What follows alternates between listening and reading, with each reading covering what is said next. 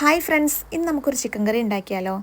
എല്ലാവർക്കും ഈസി ആയിട്ട് ഉണ്ടാക്കിയെടുക്കാൻ പറ്റിയൊരു റെസിപ്പിയായിട്ട് ഞാനിവിടെ കാണിക്കാൻ പോകുന്നത്. അതിലേക്ക് ആവശ്യമായിട്ടുള്ള സവാള ഒന്ന് അരിഞ്ഞെടുക്കാം. അതിനുശേഷം നമുക്ക് തക്കാളി ഒന്ന് അരിഞ്ഞെടുക്കാം.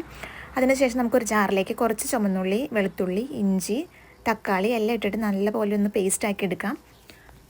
അത് കഴിഞ്ഞ് നമുക്കൊരു ചട്ടി ചൂടാക്കാൻ വയ്ക്കാം. അതൊന്ന് ചൂടായിട്ട് വരുമ്പോൾ നമുക്ക് കുറച്ച് വെളിച്ചെണ്ണ ഒഴിച്ച് അതൊന്ന് ചൂടായിട്ട് വരുമ്പോൾ നമുക്ക് കുറച്ച് സവാള ഇട്ട് കൊടുക്കാം. നന്നായിട്ടൊന്ന് വഴറ്റിയതിന് ശേഷം കുറച്ച് കറിവേപ്പിലയും കൂടി ഇട്ടിട്ടൊന്ന് വഴറ്റിയെടുക്കുക. അത് നന്നായിട്ടൊന്ന് മൂത്ത് വരുമ്പോൾ നമുക്ക് ആദ്യം അരച്ച് വെച്ചിട്ടുള്ള പേസ്റ്റ് ആഡ് ചെയ്ത് കൊടുക്കാം. അതൊന്ന് നന്നായിട്ട് മൂത്ത് അതിൻ്റെ പച്ചമണമൊക്കെ മാറി വരുമ്പോൾ നമുക്ക് കുറച്ച് ചിക്കൻ മസാല ആഡ് ചെയ്ത് കൊടുക്കാം. അതിനുശേഷം ചൂടാക്കി വെച്ചിട്ടുള്ള മുളക് പൊടിയും മല്ലിപ്പൊടിയും ഇട്ട് കൊടുക്കാം. നന്നായിട്ടൊന്ന് ഇളക്കി കൊടുക്കാം. അടി പിടിക്കാതെ നമ്മൾ കുറച്ച് വെള്ളം ചേർത്ത് കൊടുക്കുന്നുണ്ട്. അതിലേക്ക് കുറച്ച് ഉപ്പ് കൂടി ഇട്ട് നന്നായിട്ട് ഇളക്കി കൊടുക്കാം.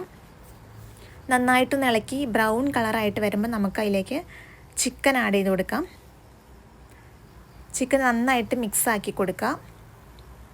നന്നായിട്ടൊന്ന് മിക്സാക്കിയതിന് ശേഷം നമുക്ക് കുറച്ച് വെള്ളം കൂടി ഒഴിച്ചിട്ട് നന്നായിട്ടൊന്ന് വേവിച്ചെടുക്കണം.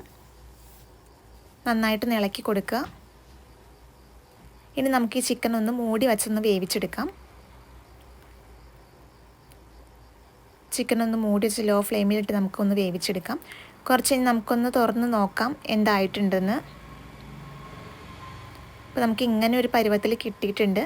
നമുക്ക് നന്നായിട്ടൊന്ന് ഒന്നുകൂടെ ഇളക്കി കുറച്ചും കൂടെ ഒന്ന് വെള്ളമൊക്കെ ഒന്ന് പറ്റിച്ച് ഈ ഒരു പരുവത്തിൽ നമുക്ക് കിട്ടിയിട്ടുണ്ട്. എല്ലാവർക്കും ഈസി ആയിട്ട് ഉണ്ടാക്കിയെടുക്കാൻ പറ്റിയ ഒരു ചിക്കൻ കറിയാണ്. അപ്പോൾ എല്ലാവരും ഒന്ന് ട്രൈ ചെയ്ത് നോക്കണം. അപ്പോൾ നമുക്ക് ഇങ്ങനെയാണ് ലാസ്റ്റ് നമ്മുടെ ഫൈനൽ ലുക്ക് വരുന്നത്. എല്ലാവർക്കും ഇഷ്ടമായി എന്ന് വിശ്വസിക്കുന്നു.